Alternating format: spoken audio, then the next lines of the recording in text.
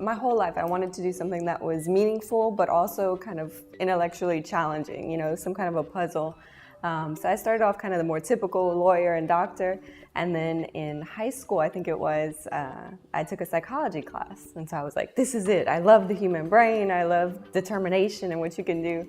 But then I quickly realized that I couldn't listen to people's problems all day long. So that's whenever I was like, well, people spend, I think adults, a third or a quarter of their lives at work, so that's somewhere where I can really have an impact. And so I started off in culture and diversity because I had an early expat experience in Bolivia. And so that experience of just being so different, was really wanting me to figure out how can organizations make you not feel so different.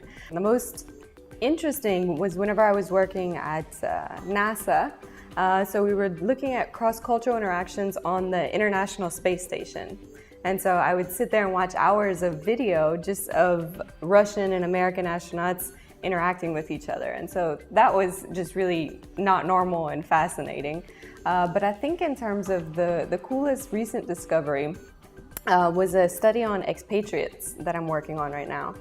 And we found that familiarity in your new country isn't necessarily a good thing. You move to a different country and you immediately see, do they have my favorite cereal? Do they have, this clothing brand that I like?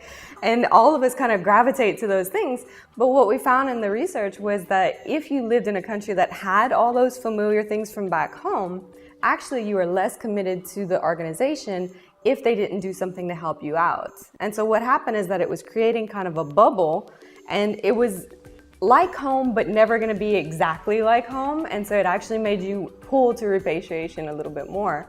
So we find that whenever you do have some of these perks or some of these things that remind you of home, that's when it's really critical for the organization to train you in the new norms, to introduce you to more of the local people, to really embed you in the community, to make sure that you don't leave early.